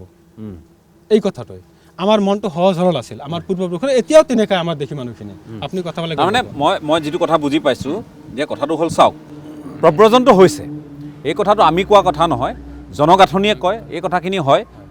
NRC পৰা আদি কৰি বাকী সেইকাৰণে এই গোটেই ব্যৱস্থাসমূহ আছিল। গতিকে তাক লৈ বহু সন্তুষ্ট, বহু অসন্তুষ্ট। কোনোবাই কয় পুনৰীক্ষণ কৰিব লাগে, ধুবুৰীৰ দৰে জিলাত 100% কৰিব লাগে, কোনোবাই কয় যে সীমান্তত 20% কৰিব লাগে। এনেধৰণৰ কথা বতৰা কিবাকিবি চলি আছে। আমাৰ যিটো অনুভৱ হৈছে আপোনালোকৰ লগত কথা পাতি, যে ক'ৰবাত নহয় ক'ৰবাত এই লোকসকল বাহিৰৰ পৰা আহিছে নে আন ক'ৰবাৰ পৰা আহিছে নে ভিতৰৰ পৰাই আহিছে, সেইটো নাচাই এটা সময়ত এনেধৰণৰ এটা ব্যৱস্থাৰ অধীনত গোটেই কথা বতৰাবোৰ চলিল যে তেওঁলোক ইছলাম ধৰ্মাৱলম্বী। ধৰ্ম একে হোৱাৰ কাৰণে তেওঁলোকৰ ভাষা, তেওঁলোকৰ সংস্কৃতি, তেওঁলোকৰ মূল এইবোৰ নাচাই তেওঁলোকক বনোৱা হিচাপে হওক, তেওঁলোকক বহুতক ইয়াত মাটি আধি দিয়াৰ হিচাপতে হওক, তেওঁলোকক এটা ব্যৱস্থাৰ অধীনত ইয়াত আশ্ৰয় দিয়া হ'ল। এই কথাখিনিয়ে সত্য। মানে ইয়াত দুটা কথাই সত্য, অকল এইটো এটা সম্পূৰ্ণ সত্য নে অৰ্ধ সত্য, এইটো সঁচা কথা, এনেকুৱা দিছিল। আৰু এটা প্ৰচেছ হৈছিল, এইটো আমি আমাৰ পূৰ্বপুৰুষ মানুহখিনি ঢুকাই গ'ল। আজি ইহঁতে সাক্ষী আছিল, বহুত যোদ্ধাৰৰ সন্তান আছিল, যোদ্ধাৰ নিজেও আছিল, যে ৰাতাৰাতি এনেকুৱা হৈ গৈছিল। কিছুমান ঠাই আছিল যে ৰাতিৰ ভিতৰতে হাজাৰ হাজাৰ যে মাইগ্ৰেটেড মানুহ আহে, এক ৰাতিতে এটা গাঁও হৈ যায়। এনেকুৱা যদি আজি যে আমাৰ মুখ্যমন্ত্ৰী ডাঙৰীয়া কৈছে যে চৰৰ মাটি জৰীপ কৰিব, জৰীপ কৰকচোন, ওলাই যাব কাৰ মাটি, তেতিয়া ওলাই যাব। এই মাটিবোৰ কেনেকৈ গৈছিল? এই মাটিবোৰ এনেকুৱা বহুত উদাহৰণ আছে, ৰাতাৰাতি বহুত গাঁও হৈ গৈছিল, পিছত সেই ঠাইৰ পৰা আমাৰ দেশী মানুহখিনি উঠি উত্তৰ ফালে গুচি আহিছিল। এনেকুৱা আৰু এই মানে য'তেই দেশী মানুহ য'ৰ পৰা আঁতৰিছে ত'তেই পূৰ্ববংগীয় মূলৰ মানুহ হৈছে। এততেই একদম প্ৰত্যেকটো ঠাইতে আপোনাক কিমান দেখাব লাগে, মই মানে কিমান নাম ক'ম, নাম শেষ কৰিব নোৱাৰিম সেইবাৰ গাঁৱৰ নাম তেনেকৈ। এতিয়া কথা আপুনি যিটো পাণবাৰী প্ৰসংগত আহিছে, বিশেষকৈ এইটো প্ৰসংগত, এই প্ৰসংগত কৈছোঁ মই যে চাব, আপুনি ঐতিহাসিকভাৱে ইয়াতে এই মছজিদৰ লগত আমাৰ অকল দেশী মানুহখিনিৰ ঐতিহাসিকভাৱে সম্পৰ্ক আছে। আৰু সেই জামাত যে কৈছিল, আপুনি হয়তো এটা শব্দ কৈছিল, এতিয়া যিসকল স্বদেশী ঘোষিত হ'ল, পূৰ্ববংগীয় মূলৰ হ'ব পাৰে, ভাটিয়াও হ'ব পাৰে, তেওঁলোক এই মছজিদত থকাত, তেওঁলোক সমিতিত অন্তৰ্ভুক্ত হৈ থকাত দেশী মানুহখিনি আপত্তি সেইটো কথা নহয়। ইয়াত তুমি কথাটা কৈ আছোঁ, মছজিদত নামাজ সকলোৱে পঢ়িব পাৰে, কিন্তু মছজিদ এটাত পৰিচালনা সেইখিনি ঠাইৰ মানুহে কৰে। এইটো গোটেই পৃথিৱীৰ নিয়ম। তেওঁলোকোতো তাৰ নাগৰিক হ'ল আজিৰ তাৰিখত। তেওঁলোকৰ মই নাজানো, তৎসত্বেও কৈছোঁ যে এই মানুহখিনিৰ মাটিৰ পট্টা আছে, একাংশ লোকৰ তাত মাটিৰ পট্টা আছে, গৰিষ্ঠ সংখ্যকৰে আছে বুলি আজি উল্লেখ কৰিছে। আৰু পূৰ্ববংগীয় মূলৰ হ'লেও সেই মানুহখিনি আজিৰ তাৰিখত যথেষ্ট সংখ্যক লোক ভাৰতীয়, সেই মানুহখিনি ভাৰতীয়। আজি মই কোনো এজন তাত মই বিদেশী আছে বুলি কৈ দিব নোৱাৰোঁ, কাৰণ মোৰ ওচৰত তথ্যও নাই, প্ৰমাণো নাই। আৰু তেওঁলোক যিহেতু থলুৱা মানুহ, আজি ভাৰতীয় নাগৰিক হ'ল, গতিকে সেই মানুহখিনি সেই সমিতিখনত অন্তৰ্ভুক্ত হৈ থকাটোত দেশী মানুহখিনিৰ সমস্যা ক'ত? কেৱল সেই জামাত বা সেই সমাজখনক প্ৰতিনিধিত্ব কৰা নে আন কিবা কাৰণ আছে যে তেওঁলোক থাকিলে আপোনালোকৰ সমস্যা আছে? মছজিদৰ লগত কেইবাটা ইছ্যু আছে, তাৰ লগতে আপোনাৰ কথাটো মই কাউণ্টাৰ উত্তৰ দিছোঁ। তাত চাওক, নাগৰিকত্বই আৰু বা ভোটাধিকাৰে এভৰিথিং নহয়। যদি আজি বহুত সমষ্টি আছে ST ৰিজাৰ্ভ, তাতো ভোট দিয়া মানুহখিনি বহুত মেজৰিটি বা 0.5% মানুহ ভোটাধিকাৰ আছে জেনেৰেল কেটেগৰীৰ। তো সিহঁতৰো ভোটাধিকাৰ আছে, কিন্তু ভোটত কিয় কম্পিটিশ্যন কৰিব নোৱাৰে, প্ৰতিদ্বন্দ্বিতা কৰিব নোৱাৰে?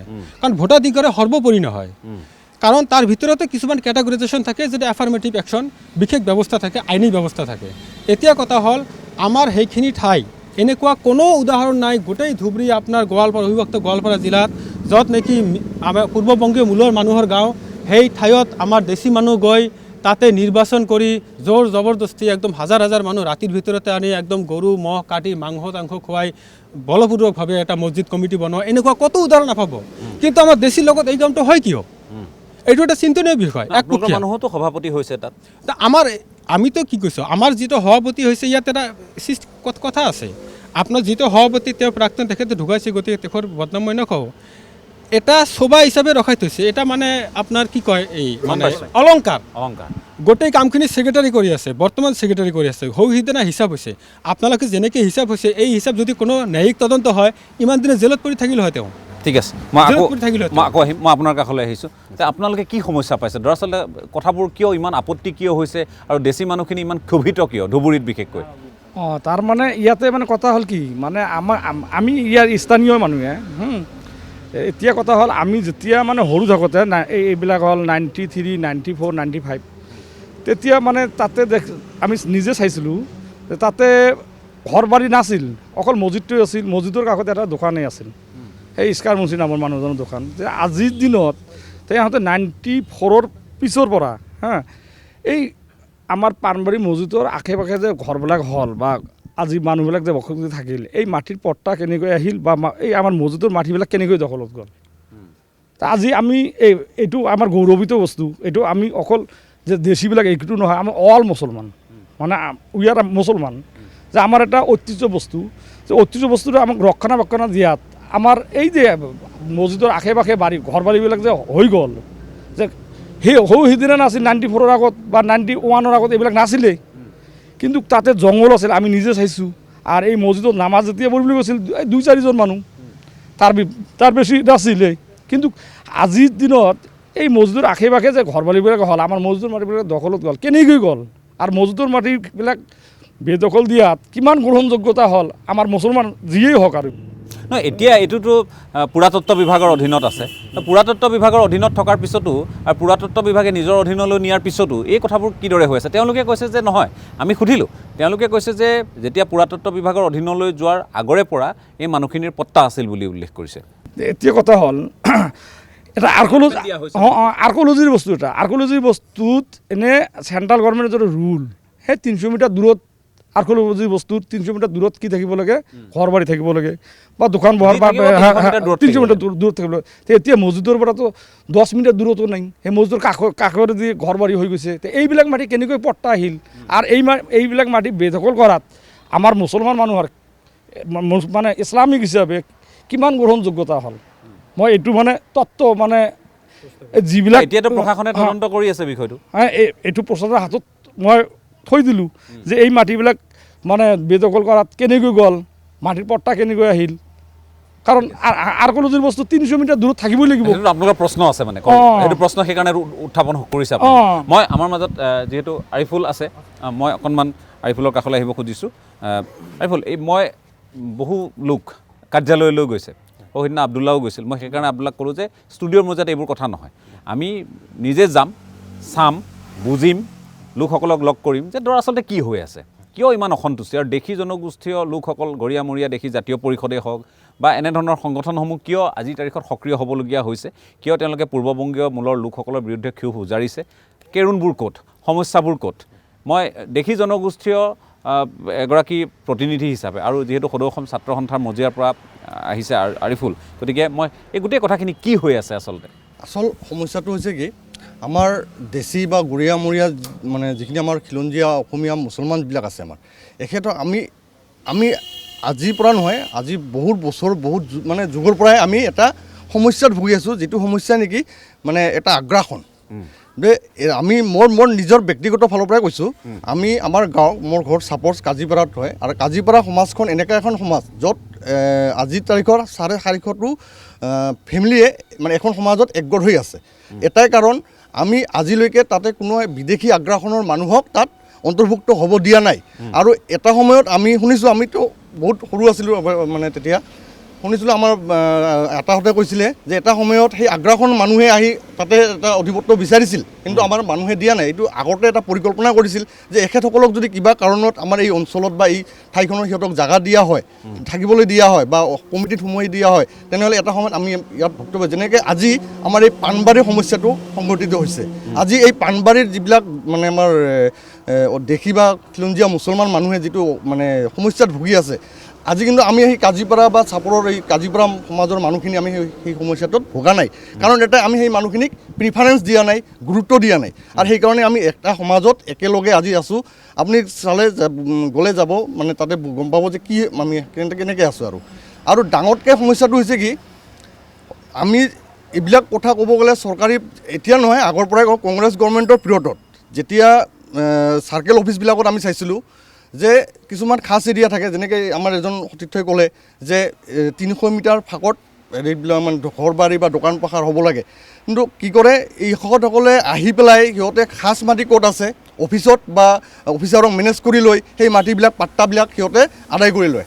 আজি যেনেকৈ পাণবাৰী মছজিদৰ কথাটোৱে মই কৈছোঁ যে আমি এটা দাবী যে পাণবাৰী মছজিদটোৰ আশে পাশে ইমান দোকান পোহাৰ কেনেকৈ হ'ল, আৰু সেই দোকান পোহাৰবিলাক হ'ল যদিও তাতে দেশী মানুহৰ দোকান পোহাৰ কিয় নহ'ল? যিবিলাক হৈছে সেইবিলাকতো চব বিদেশ বা বাহিৰৰ পৰা অহা মানুহখিনিয়ে পাইছে, আমাৰতো দেশী মানুহ তাতে নাই। আৰু সেইটো লৈয়ে ধৰক আজি কিছুদিন আগত আমাৰ এটা তাতে আন্দোলনো কৰিছিল আমাৰ গৰিয়া মৰিয়াৰ সংগঠনৰ ফালৰ পৰা, আমি চাইছোঁ। কিন্তু আৰু এটা চবতকৈ ডাঙৰ কথাটো হৈছে কি, যেতিয়া নেকি মুছলমান শব্দ বুলি এটা ব্যৱহাৰ হয়, যেতিয়া মানে মুছলমান বুলি কোৱা হয়, তেতিয়া সিহঁতে আমাৰ দেশী বা গৰিয়া মৰিয়া সেই মানুহখিনিকো একগোট কৰি লৈ যন্ত্ৰ মন্ত্ৰ হওক দিল্লীত হওক য'তে হওক সিহঁতে ধৰ্ণা দিয়ে বা কি কৰে, কিন্তু এটা মেছেজ দিয়ে যিটো মেছেজ নেকি আমাৰ এই খিলঞ্জীয়া মুছলমানৰ কাৰণে আমাৰ এটা অসুবিধাৰ সন্মুখীন হৈ আছোঁ আমি। যেনেকৈ এটা কথা কৈছোঁ যে গৰুসুঁটিৰ যিটো ঘটনা, গৰুসুঁটিৰ ঘটনাটো ইণ্টাৰনেশ্যনেল লেভেলত এটা উত্থাপন হৈছে যে অসমৰ মুছলমান মানুহখিনিক হেৰাছমেণ্ট কৰা হৈছে, অত্যাচাৰ কৰা হৈছে, কিন্তু তাতেতো আমাৰ দেশী মানুহতো তাতে দখল কৰিব যোৱা নাই মাটি। আমাৰ দেশী মানুহৰ মাটি দান কৰি দিয়া আছে, সেই মাটিবিলাকত সিহঁতে দখল কৰিহে আছে, কিন্তু আমাৰ মানুহতে দখল কৰি, কিন্তু যিবিলাক খাচ মাটি সিহঁতে গৈছে সিহঁতে যে যন্ত্ৰ মন্ত্ৰ ধৰ্ণা দি এটা মানে এটা ক্লেশ সৃষ্টি কৰি দিছে যে অসমত মুছলমানৰ ওপৰত এটা হেৰাছমেণ্ট হৈ আছে, অত্যাচাৰ চলি আছে। কিন্তু আচল কথাটো হ'ল আমিতো অত্যাচাৰত ভোগা নাই, আমাকতো গভৰ্ণমেণ্টে বা বেলেগে কোনো ডিষ্টাৰ্ব দিয়া নাই, কিন্তু আমি আগ্ৰাসনৰ কবলত পৰি আজি আমি মুছলমান শব্দৰ ওপৰত ব্যৱহাৰ হৈ আমি এনেকৈ এটা সমস্যাত ভুগি আছোঁ। কিন্তু এই কথাবোৰ স্পষ্টটো হ'ব লাগিব। এতিয়া আমি দেখিছোঁ যে সিদিনা আমচুৰ ফালৰ পৰা এগৰাকী তেওঁলোকৰ সম্পাদকে গোটেই কথাখিনি যেতিয়া উত্থাপন কৰি ক'লে যে আমি দ্বিতীয় অসম আন্দোলন আৰম্ভ কৰিম, এই কথাবোৰ যে ক'লে আৰু 1.5 কোটি মুছলমান ৰাজপথলৈ আহিব, এই কথাবোৰো চলি আছে। গতিকে এটা কথা এনেকুৱা নেকি যে দেশী গৰিয়া মৰিয়া জলহা মাইমল আৰু কাছাৰী মুছলমান এওঁলোকে আমচুৰ এনেধৰণৰ কাৰ্য, আমচুত জানো আপোনালোকৰ মানুহ নাই, আপোনালোকৰ জনগোষ্ঠীয় মানুহ নাই জানো আমচুত? আমচুত আমাৰ কোনো সেনেকুৱা দেশী মানুহ নাই। মোৰ ফালৰ পৰা মোৰ অভিজ্ঞতাৰ পৰা মই কৈছোঁ, আমাৰ দেশী মানুহ আমচু কেতিয়াও নকৰে। যেনেকৈ উদাহৰণত মই নিজে আমি জাতীয় সংগঠন কৰিছোঁ, আজি জাতীয় সংগঠন বাদ দি পেলাই আমি আমাৰ জাতিৰ কাৰণে, আমাৰ জাতীয় সংগঠনৰ কাৰণে আমি উঠি পৰি লাগিছোঁ যে আমাৰ অস্তিত্বটো শেষ হোৱাৰ পথত এইটো কেনেকৈ আমি উদ্ধাৰ কৰিব পাৰোঁ। আৰু আমচুৰ যিটো সাধাৰণ সম্পাদকে মানে এই কথাটো কৈছে, এই দেশী বা গৰিয়া মৰিয়া মানুহৰ সিহঁতে অভিভাৱক নহয় যে সিহঁতৰ কথা মতে আমি আন্দোলন কাৰ্যসূচী কৰিব যাম বা ৰাজপথত আন্দোলন কৰিম, অসম আন্দোলন দ্বিতীয় আন্দোলন সিহঁতে কৰিব। আমাৰ দেশী মানুহ বা গৰিয়া মৰিয়া মানুহ কেতিয়াও সিহঁতৰ পক্ষত নাযায়। কিন্তু মই অনুষ্ঠান যিহেতু শেষ কৰিব লাগিব, কাৰণ মই বিভিন্নজনৰ কথা বতৰা লৈছোঁ আৰু কোনেও ভুল বুজিব নালাগে, সেয়া পূৰ্ববংগীয় মূলৰ লোকসকলেই হওক বা আমি যদি উল্লেখ কৰোঁ দেশী বা আন যিসকল ইছলাম ধৰ্মাৱলম্বী জনগোষ্ঠীসমূহ আছে তেওঁলোকেই হওক, তেওঁলোকে ভুল বুজিব নালাগে যে ইয়াত কাৰোবাৰ পক্ষ লোৱা হৈছে। আমি আচল কথাখিনি জানিবলৈ আহিছিলোঁ যে পাণবাৰী মছজিদক লৈ বিভিন্নজনে আমাক ফোন কৰিছিল, ষ্টুডিঅ'ৰ আমাৰ কাৰ্যালয়লৈ গৈছিল, আমাক আহ্বান জনাইছিল। 1936 চনৰ পট্টা তেওঁলোকৰ আছে, কিন্তু সেই মাটিত আজিৰ তাৰিখত তেওঁলোকৰ আধিপত্য নাই, বসতি নাই, তাত পূৰ্ববংগীয় মূলৰ লোকসকলে বসতি স্থাপন কৰিলে। এই অভিযোগবোৰ লৈ যেতিয়া আমাৰ কাৰ্যালয়লৈ গৈছিল, আমি কৈছিলোঁ আমি ধুবুৰীলৈ যেতিয়াই যাম পাণবাৰী মছজিদলৈও যাম, তেওঁলোকৰ লগত কথা পাতিছোঁ, বিষয়ববীয়াসকলৰ লগত কথা পাতিছোঁ, তেওঁলোকে এই অভিযোগসমূহ নচ্ছাত কৰিছে যে ইয়াত কোনো তেনেধৰণৰ দেশী বা পূৰ্ববংগীয় মূলৰ এনেধৰণৰ কথা বতৰা নহয়। ইয়াত এখন সমিতিক লৈ হৈ আছে দীৰ্ঘদিন ধৰি, একেগৰাকী লোক সমিতিখনত তেওঁলোক আছে, যাৰ কাৰণে ক্ষোভিত বুলি কৈছে। দৰাচলতে এই কথাটো হয় জানো, মই জানিব খুজিছোঁ যে শেষত যে তেওঁলোকে কৈছে যে একেগৰাকী ব্যক্তি দীৰ্ঘ সময় ধৰি থকাৰ কাৰণে সকলো ক্ষোভিত, সেই পুঞ্জীভূত ক্ষোভহে নেকি কথাবোৰ, নে ইয়াত স্বাধিকাৰৰ কথা আৰু আপোনালোকে ঐতিহাসিক ধৰোহৰসমূহ আপোনালোকৰ বুলি দাবী কৰি আহে যে আপোনালোকৰ পূৰ্বপুৰুষসকলে সেয়া ৰক্ষণাবেক্ষণ দি আহিছিল, গতিকে সেই তাত তদাৰকৰ দায়িত্বত কেৱল আৰু কেৱল দেশী লোকসকল থাকিব লাগে, সেই কথাটোহে আপোনালোকে বিচাৰিছে নে তেওঁলোকে কিন্তু অভিযোগসমূহ নচ্ছাত কৰিছে? কি বিচাৰিছে আপোনালোকে শেষত?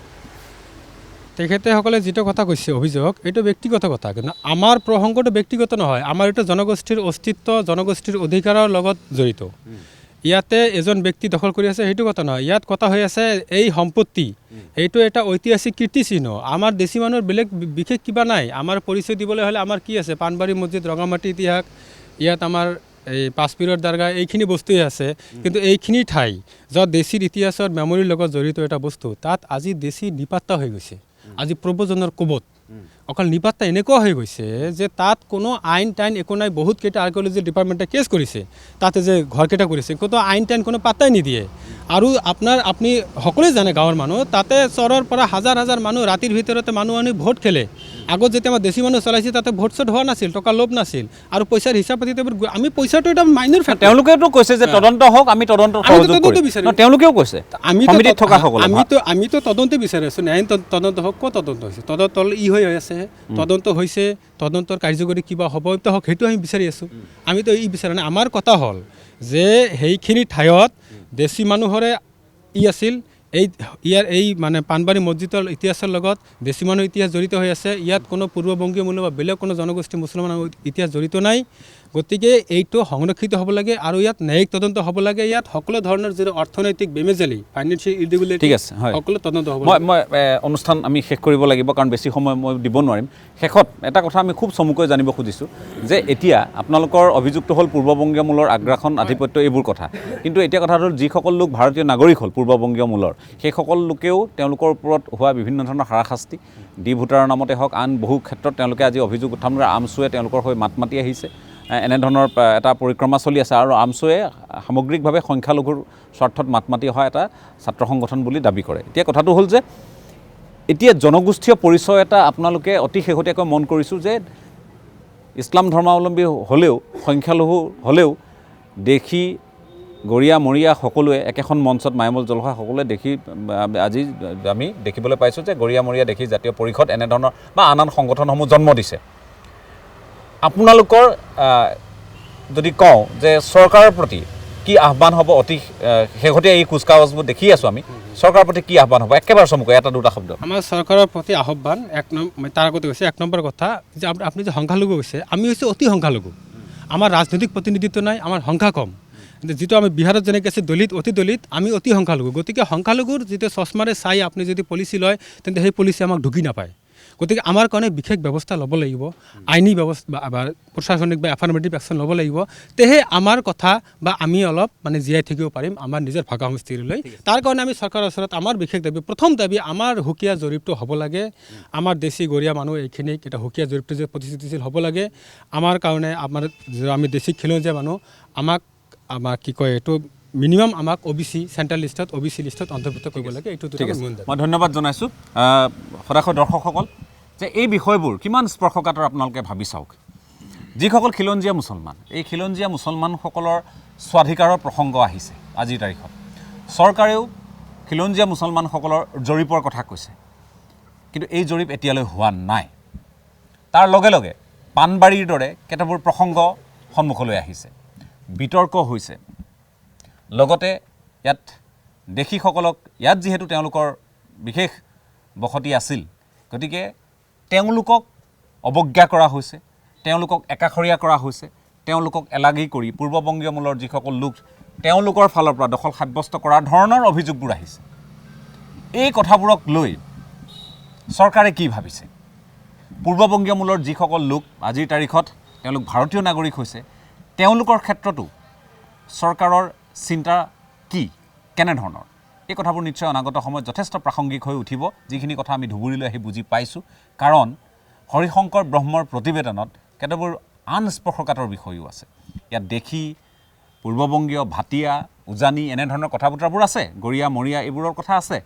কিন্তু একে সময়তে 1993-94তকৈ 2002-2003-2004 বৰ্ষত এই ধুবুৰী জিলাৰ চৰাঞ্চলত 195% জনসংখ্যা বৃদ্ধি পোৱাৰ বিস্ফোৰক তথ্য হৰিশংকৰ ব্ৰহ্ম প্ৰতিবেদনত আছে। এই কথাবোৰ কোন দিশে গতি কৰিছে? সকলোবোৰ দিশ চৰকাৰে অভিভাৱক হিচাপে নিশ্চয় তদাৰক কৰিব। আৰু এই যিবোৰ সমস্যাক লৈ ধুবুৰীৰ বিশেষকৈ ধুবুৰী আৰু অবিভক্ত গোৱালপাৰা জিলাৰ যিসকল লোক, দেশী জনগোষ্ঠীয় লোক বা ইয়াত বসতি স্থাপন কৰি পিছলৈ ভাৰতীয় নাগৰিক হোৱা পূৰ্ববংগীয় মূলৰ লোক, এওঁলোকৰ মাজৰ যি সংঘাত, সেইখিনিয়ে কেনে ৰূপ ল'ব বা সেইখিনি মৰিখন কিদৰে হ'ব, সেইখিনি কিন্তু চাবলগীয়া হ'ব। ইয়াৰ লগে লগে আজিৰ পৰ্যবেক্ষণৰ পৰা মই ৰাজদীপ বাইলুংগুৰা বিদায় লৈছোঁ। ধন্যবাদ।